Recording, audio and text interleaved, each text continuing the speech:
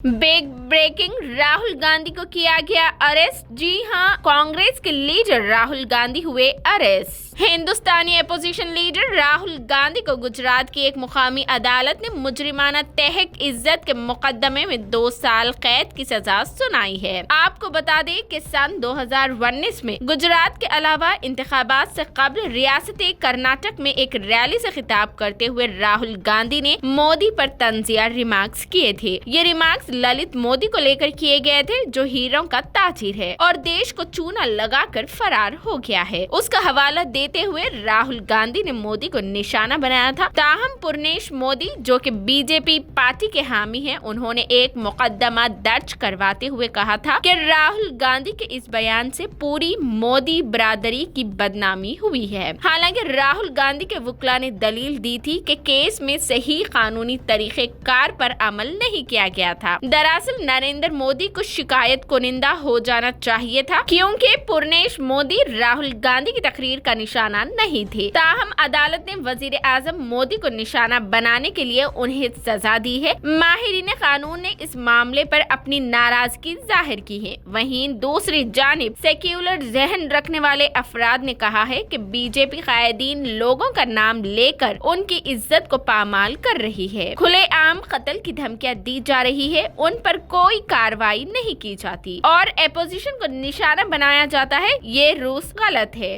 राहुल गांधी ने अभी तक अवामी तौर पर कोई तबसरा नहीं किया, लेकिन महात्मा गांधी का एक इख्तिबास ट्वीट किया है। मेरा मजहब सच्चाई और अदम तशद्दुद पर मबनी है। सच मेरा खुदा है और अदम तशद्दुद उसे हासिल करने का जरिया। जब सजा सुनाई गई तो राहुल गांधी अदालत में ही मौजूद थे। सजा के खिलाफ राहुल गांधी की अपील पर अदालत ने उन्हें 30 दिन की जमानत दे दी है। अब यहाँ समझने वाली बात ये है कि बीजेपी का खेल जारी है, लेकिन गलत खेल का नतीजा हमेशा खराब ही आता है। ये सभी को जान लेने की अशद जरूरत है।